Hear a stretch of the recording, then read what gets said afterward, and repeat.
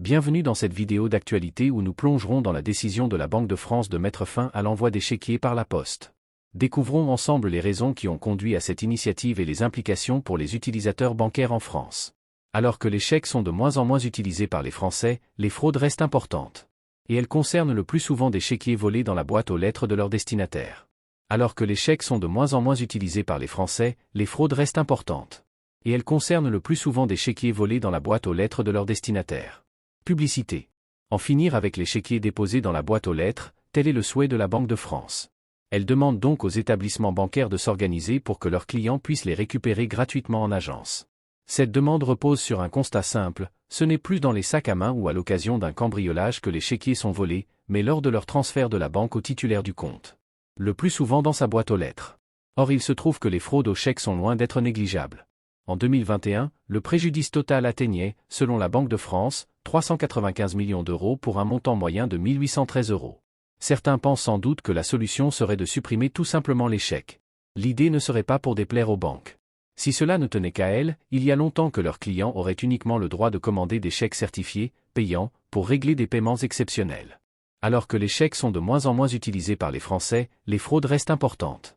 Et elles concernent le plus souvent des chéquiers volés dans la boîte aux lettres de leurs destinataires. Publicité.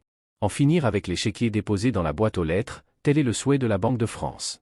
Elle demande donc aux établissements bancaires de s'organiser pour que leurs clients puissent les récupérer gratuitement en agence. Cette demande repose sur un constat simple, ce n'est plus dans les sacs à main ou à l'occasion d'un cambriolage que les chéquiers sont volés, mais lors de leur transfert de la banque au titulaire du compte. Le plus souvent dans sa boîte aux lettres. Or il se trouve que les fraudes aux chèques sont loin d'être négligeables. En 2021, le préjudice total atteignait, selon la Banque de France, 395 millions d'euros pour un montant moyen de 1 813 euros. Certains pensent sans doute que la solution serait de supprimer tout simplement les chèques. L'idée ne serait pas pour déplaire aux banques. Si cela ne tenait qu'à elles, il y a longtemps que leurs clients auraient uniquement le droit de commander des chèques certifiés, payants, pour régler des paiements exceptionnels. Il y a encore une quinzaine d'années, un paiement sur 4 se faisait par chèque. Les banques détestent les chèques ordinaires. Elles ne peuvent pas les facturer à leurs clients et le traitement de ce moyen de paiement leur coûte particulièrement cher. Sauf qu'elles n'ont pas le choix. Elles doivent continuer à offrir ce moyen de paiement à leurs clients. Et ce même si les Français utilisent de moins en moins leurs chéquiers pour payer. En une quinzaine d'années, la part des paiements par chèque est passée de 26% à seulement 3%. Mais même avec cette portion congrue, la France fait toujours exception sur le continent, puisqu'elle concentre à elle seule près de 9 chèques sur 10 émis au sein de l'Union européenne, loin devant l'Italie et l'Espagne, les seuls pays où l'on continue à en signer de temps à autre.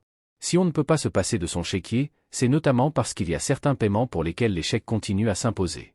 C'est l'artisan qui vient changer votre chaudière, l'association dont vous êtes membre, les activités scolaires payantes, certains médecins qui ne disposent pas d'un terminal de paiement électronique permettant de payer par carte.